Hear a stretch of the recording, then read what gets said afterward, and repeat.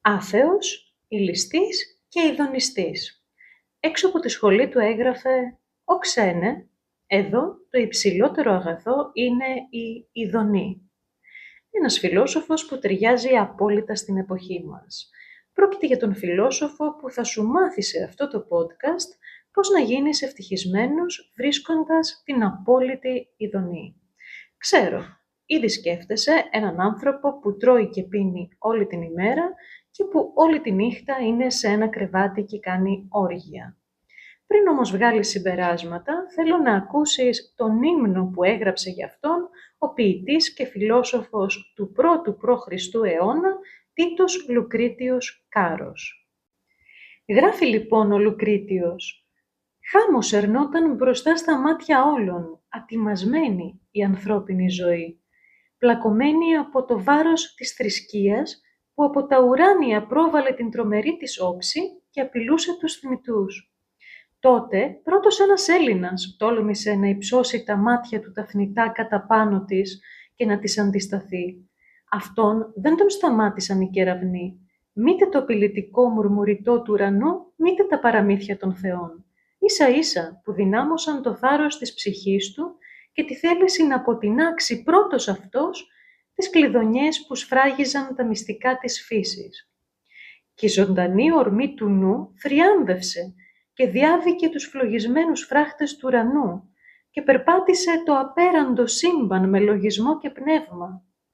Και μας ξανάρθε νικητής για να μας πει τι μπορεί να γεννεί και τι όχι και πώς ορίζεται με νόμους ακλόνητους η δύναμη στο κάθε τι.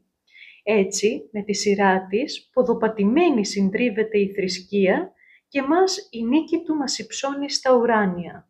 Σε άλλο σημείο του έργου του, ο Λουκρίτιος γράφει «Εσένα, στολίδι του γένους των Ελλήνων, που πρώτος ύψωσες φως λαμπρό μέσα σε φρικτά σκοτάδια και έδειξες τα αληθινά αγαθά της ζωής, εσένα ακολουθώ και τα πόδια μου πατούν πάνω στα ίδια σου τα χνάρια.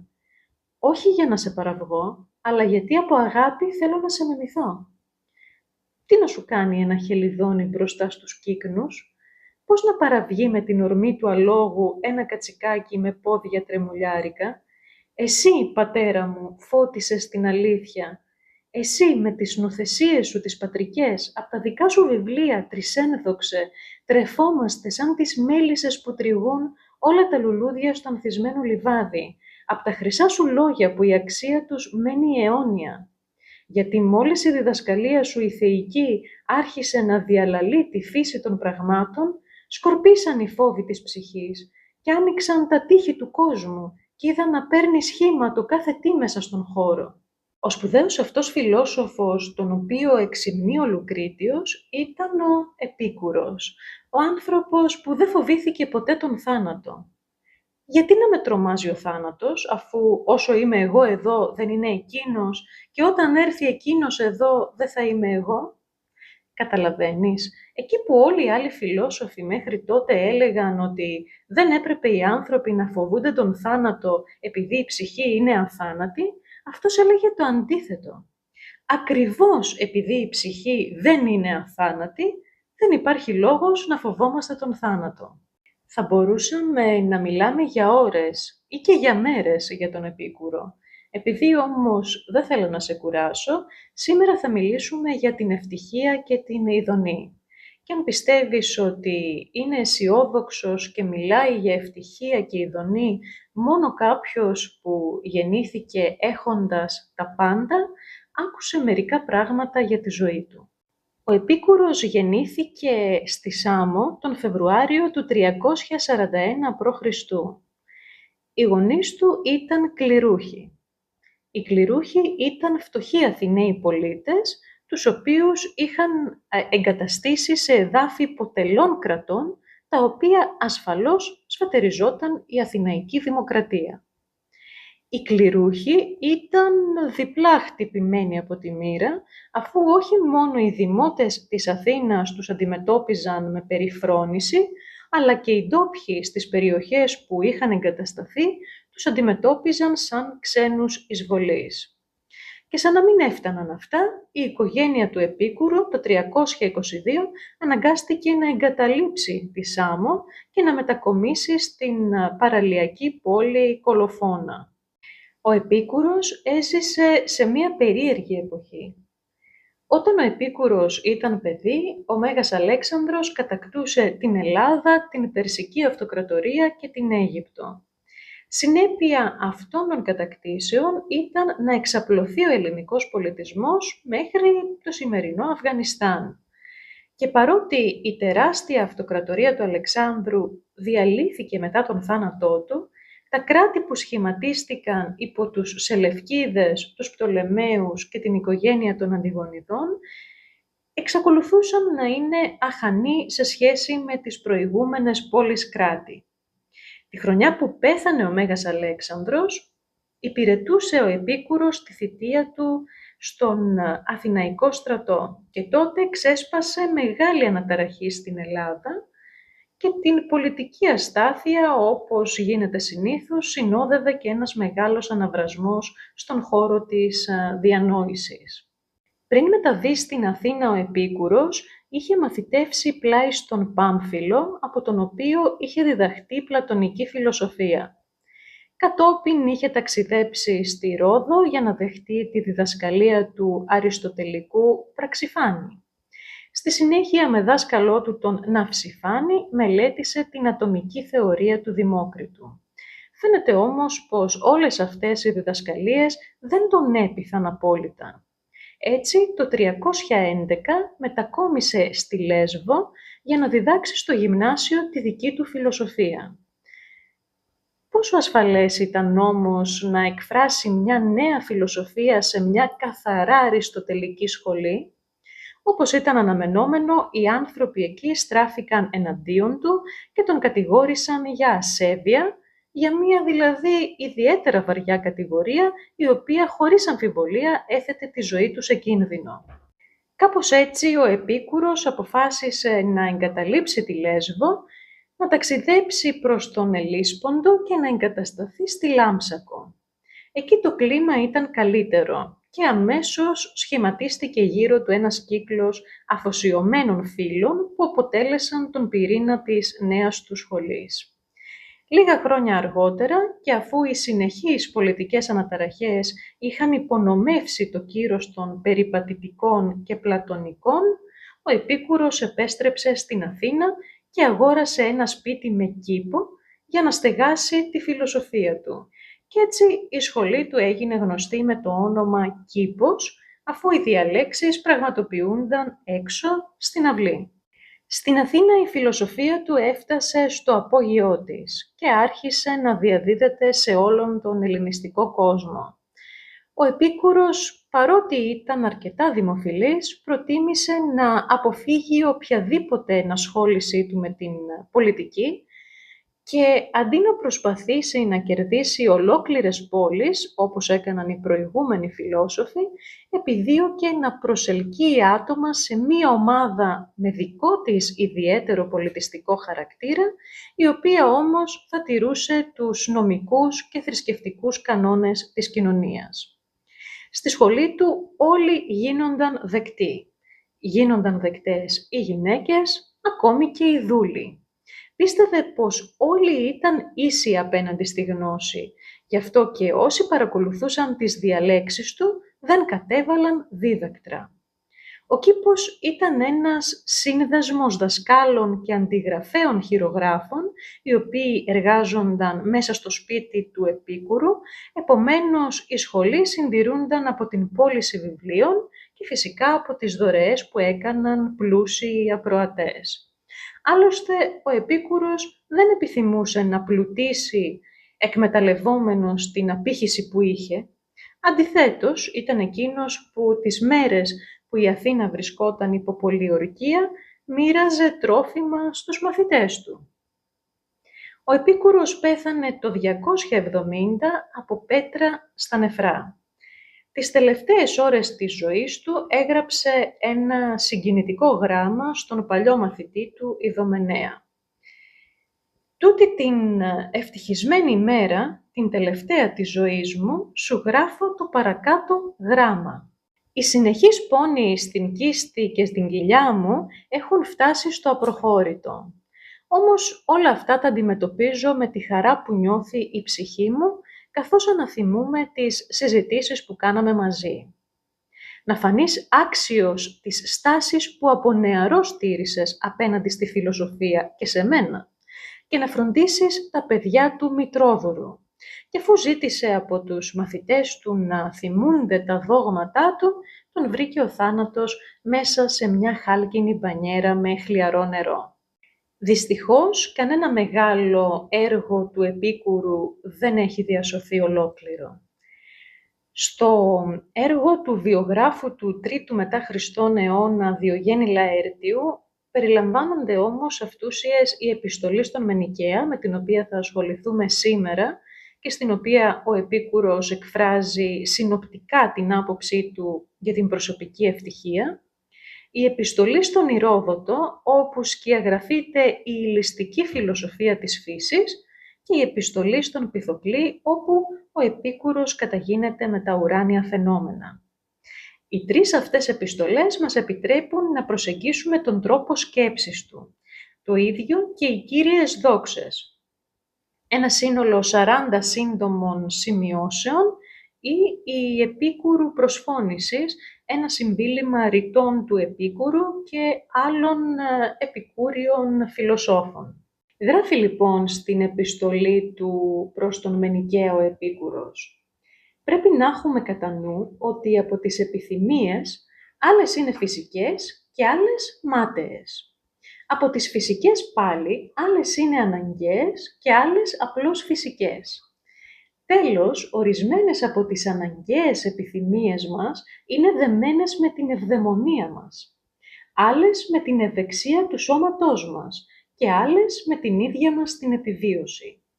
Αν τα μελετήσουμε αυτά χωρίς ψευδαισθήσεις, θα είμαστε σε θέση να ανάγουμε κάθε επιλογή και κάθε αποφυγή μας στην υγεία του σώματος και στην γαλήνη της ψυχής, μιας και αυτά είναι ό,τι έχει να σου προσφέρει μια ευτυχισμένη ζωή. Γιατί όλα γι' αυτό τα κάνουμε, για να μην πονούμε και για να μην μας ταράζει τίποτα. Άπαξ και το εξασφαλίσουμε αυτό, κοπάζει η φουρτούνα της ψυχής, αφού το έμψυχον δεν έχει λόγο να περιπλανηθεί αναζητώντας κάτι άλλο αναγκαίο για να συμπληρώσει την ευεξία της ψυχής και του σώματος. Γιατί τότε μόνο έχουμε ανάγκη από την ειδονή, όταν η απουσία της μας κάνει να υποφέρουμε.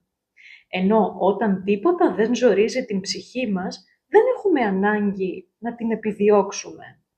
Και γι' αυτό λέω πως η ειδονή είναι αρχή και σκοπός του μακαρίως ζήν. Γιατί αναγνώρισα ότι είναι το πρωταρχικό και συγγενικό με τη φύση μας αγαθό. Και ότι αυτή είναι η αφετηρία για κάθε επιλογή και για κάθε αποφυγή μας. Και ότι σε αυτήν καταλήγουμε πάλι, όταν αποτιμάμε το κάθε αγαθό έχοντας ως κριτήριο το τι αισθανόμαστε. Και ακριβώς επειδή είναι το πρωταρχικό και σύμφυτο με εμάς αγαθό, για τούτο δεν επιλέγουμε αδιακρίτως κάθε ειδονή, αλλά συμβαίνει ορισμένες φορές να γυρίζουμε την πλάτη μας σε πολλές ειδονές, όταν τα προβλήματα που προκαλούν αυτές οι ειδονές είναι για μας μεγαλύτερα. Και υπάρχουν από την άλλη πολλοί πόνοι που τους θεωρούμε προτιμότερους από τις ειδονές, εφόσον η ειδονή που θα ακολουθήσει άμα τους υπομείνουμε για κάμποσο θα είναι για μας μεγαλύτερη. Κάθε ειδονή λοιπόν, ακριβώς επειδή η φύση της μας είναι συγγενική, είναι καλό πράγμα.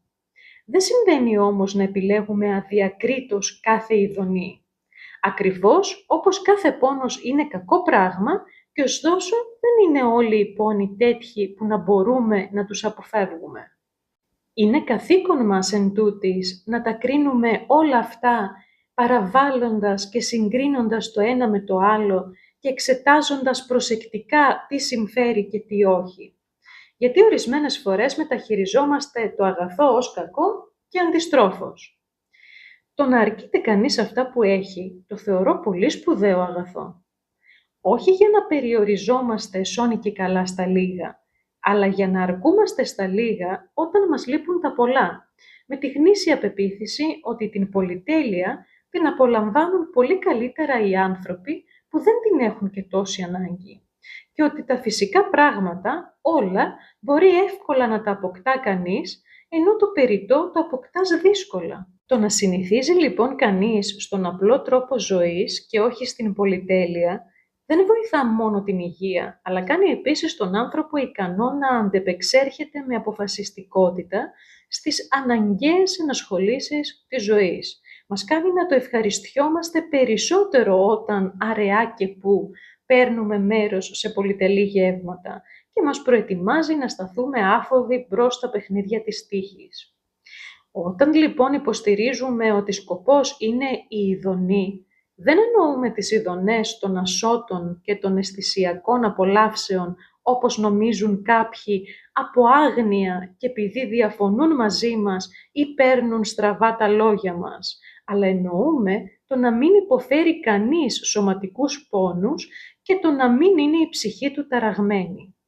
Γιατί τη γλυκιά ζωή δεν μας την προσφέρουν τα φαγοπότια και οι διασκεδάσεις, ούτε οι απολαύσεις με αγόρια και γυναίκες, ούτε τα ψάρια και τα άλλα εδέσματα που προσφέρει ένα πολυτελές τραπέζι, αλλά ο νηφάλιος στοχασμός, αυτός που ερευνά τα αίτια κάθε προτίμησής μας ή κάθε αποφυγής μας και αποδιώχνει τις δοξασίες που με τόση σύγχυση γεμίζουν την ψυχή μας.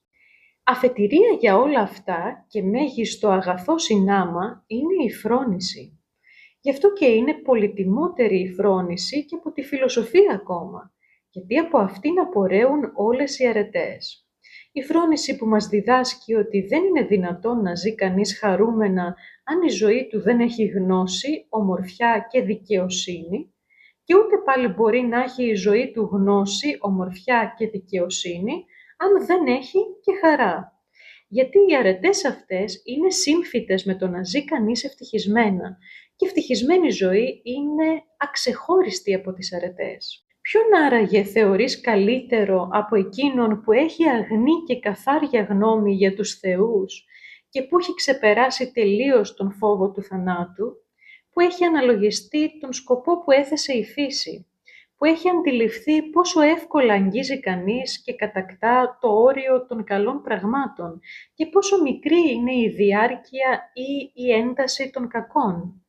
Εκείνον που κοροϊδεύει την αναγκαιότητα, που κάποιοι την παρουσιάζουν ως την απόλυτη εξουσιάστρια των πάντων και βεβαιώνει ότι άλλα πράγματα συμβαίνουν αναγκαστικά, άλλα οφείλονται στην τύχη, άλλα όμως περνούν από το χέρι μας, γιατί το βλέπει ότι η αναγκαιότητα δεν φέρει ουδεμία ευθύνη και η τύχη είναι άστατη, όμως εκείνο που εξαρτάται από εμάς είναι ελεύθερο και φυσικά επιδέχεται τη μορφή όσο και τον έπαινο. Οπότε καλύτερα να πιστέψουμε στους μύθους περί θεών παρά να υποδουλωθούμε στην αναγκαιότητα, την ημαρμένη των φυσικών φιλοσόφων. Οι μύθοι αφήνουν κάποια ελπίδα να εξευμενήσει κανείς τους θεούς μέσω της λατρείας τους, ενώ αντίθετα η αναγκαιότητα δεν κάμπτεται με τις δεήσεις. Αλλά και την τύχη ένας τέτοιος άνθρωπος δεν τη θεωρεί θεά όπως κάνουν οι πολλοί, αφού από ένα θεό τίποτα δεν γίνεται άτακτα. Ούτε την θεωρεί ως αστάθμητη αιτία όλων των πραγμάτων, γιατί δεν πιστεύει ότι από την τύχη δίνεται στους ανθρώπους το καλό ή το κακό ως προς την ευτυχία τους. Πιστεύει ότι η τύχη είναι απλώς μια αφετηρία για μεγάλα καλά ή για μεγάλα δεινά. Πιστεύει πως είναι καλύτερα να ατυχήσει μετά από σωστή σκέψη παρά να σταθεί τυχερός, όντας παράλογος. Γιατί στις ανθρώπινες πράξεις καλύτερα να πάει στραβά κάτι το οποίο βασίστηκε σε σωστή κρίση παρά να πετύχει ένας σκοπός που δεν τέθηκε με σωστή κρίση. Αυτά λοιπόν και όσα σχετίζονται μαζί τους να τα στοχάζεσαι μέρα και νύχτα, μόνος σου ή με κάποιον σαν και σένα και ποτέ σου δεν πρόκειται να ταραχτείς, είτε στον ύπνο σου είτε στον ξύπνιο σου και θα ζήσεις σαν Θεός ανάμεσα σε ανθρώπους. Γιατί δεν μοιάζει με θνητό ζώο ο άνθρωπος που ζει μέσα σε αθάνατα αγαθά. Είναι αδύνατο να ζήσεις χαρούμενα αν η ζωή σου δεν έχει φρόνηση, ομορφιά και δικαιοσύνη, και είναι αδύνατο να έχει η ζωή σου ομορφιά, δικαιοσύνη και φρόνηση αν δεν έχει και χαρά. Όποιος δεν τα διαθέτει αυτά, δεν μπορεί να ζήσει ευτυχισμένα. Ο Λουκρίτιος γράφει για την σπουδαιότητα που είχε η αυτάρκεια και η ελευθερία για τον Επίκουρο. Έλεγε λοιπόν ο Επίκουρος, σύμφωνα με τον Λουκρίτιο: «Αν θέλεις να κυβερνάς τη ζωή σου σύμφωνα με την ανθρώπινη λογική, μάθε πως πραγματικός πλούτος σημαίνει το να αρκούμαστε στα λίγα. Το λίγο ποτέ δεν λείπει. Οι άνθρωποι επιθύμησαν τη δύναμη και τη δόξα για να στηρίξουν το έχει τους σε στέρεα θεμέλια και να μπορούν να ζουν τη ζωή τους ήσυχα μέσα στα πλούτη. Μάταιος κόπος, στον αγώνα τους να φτάσουν ψηλά, σπέρνουν το δρόμο της ζωής με δυσκολίες και κινδύνους. Και από την κορυφή, σαν κεραυνός ο φθόνος, τους χτυπά και τους γκρεμίζει με καταφρόνια μέσα τρομερά τάρταρα. Γιατί από τον φθόνο, όπως και από τον κεραυνό, καίγονται οι ψηλές κορφές και κάθε τι που ξεχωρίζει πάνω από τα άλλα. Αξίζει περισσότερο να προσαρμόζεται κανείς ήσυχα, παρά να θέλει να υποτάξει τον κόσμο στην εξουσία του και να κυβερνά βασίλεια.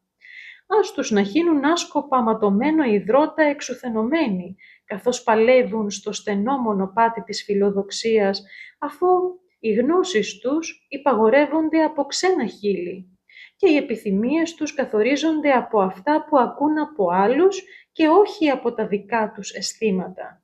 Όποιος κατάλαβε ποια είναι τα όρια που θέτει η ζωή, γνωρίζει πόσο εύκολο είναι να αποκτηθεί ό,τι διώχνει τον πόνο της στέρησης και κάνει τη ζωή τέλεια στο σύνολό της. Και έτσι δεν έχει ανάγκη από πράγματα που αποκτώνται με ανταγωνισμούς. Η φτώχεια, αν εκτιμηθεί σύμφωνα με το φυσικό σκοπό της ζωής, είναι μεγάλος πλούτος, ενώ τα αμέτρητα πλούτη σημαίνουν μεγάλη φτώχεια. Έχει και η λιτότητα τα όρια της. Όποιος το παραβλέπει αυτό, παθαίνει κάτι αντίστοιχο με εκείνον που δεν βάζει φραγμό στις επιθυμίες του. Για όποιον δεν είναι αρκετό το λίγο, τίποτα δεν είναι αρκετό.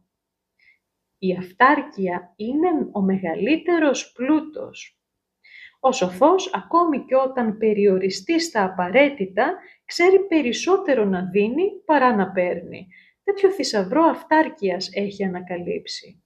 Ζώντας κανείς ελεύθερα, δεν μπορεί να αποκτήσει μεγάλη περιουσία, γιατί κάτι τέτοιο δεν είναι εύκολο χωρίς δουλικότητα προς τις μάζες ή την εξουσία. Μπορεί ωστόσο να έχει όλα τα καλά σε διαρκή αυθονία. Και αν τύχει να αποκτήσει μεγάλη περιουσία, εύκολα θα τη μοιράζει κατά πώς πρέπει, κερδίζοντας τη συμπάθεια των συνανθρώπων του. Κακό πράγμα η ανάγκη, δεν είναι όμως διόλου αναγκαίο να ζει κανείς υπό καθεστώς ανάγκης. Την ευδαιμονία και τη μακαριότητα δεν τις φέρνουν τα μεγάλα πλούτη, ούτε η πληθωρική δραστηριότητα, ούτε οι εξουσίες, ούτε η ισχύς, αλλά η αληπία, η πραότης των συναισθημάτων και η ψυχική διάθεση που αναγνωρίζει τα όρια που έχει θέσει η φύση. Μικροεμπόδια βάζει η τύχη στον σοφό άνθρωπο. Τα μεγαλύτερα και τα πιο σημαντικά ζητήματα τα έχει διευθετήσει η λογική του και σε όλη του τη ζωή η λογική θα τα διευθετεί. Από όσα διαβάσαμε προκύπτει ότι για τον Επίκουρο η ειδονή είναι το ύψιστο αγαθό. Είναι ο απότερος σκοπός της ζωής. Ωστόσο, με τον όρο ειδονή δεν εννοεί την ακόλαστη ζωή, αλλά την απουσία σωματικού πόνου και την ψυχική γαλήνη, την αταραξία δηλαδή. Πότε λοιπόν θα είμαστε ευτυχισμένοι? Όταν καταφέρουμε να περιορίσουμε και κατόπιν να διαχειριστούμε τις επιθυμίες μας. Κλείνοντας, ας κρατήσουμε στο μυαλό μας την τετραπλή συνταγή που μας δίνει ο Επίκουρος για να απελευθερωθούμε από τον ψυχικό πόνο. Γράφει λοιπόν ο Επίκουρος πως θα πρέπει να έχουμε στο μυαλό μας ότι πρώτον ο Θεός δεν προκαλεί φόβο, Δεύτερον, ο θάνατος δεν είναι κάτι που μας αφορά. Τρίτον, το αγαθό είναι εύκολο να αποκτηθεί.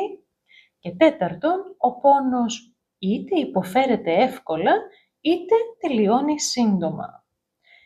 Πόσο περίεργο είναι το γεγονός ότι πάνω από 2.000 χρόνια μετά, τους ανθρώπους βασανίζουν οι ίδιες φοβίες και ακολουθώντας τις ίδιες συμβουλές, μπορούν οι άνθρωποι να θεραπεύσουν την ψυχή και το μυαλό τους και να γίνουν ευτυχισμένοι. Εσύ τι λες?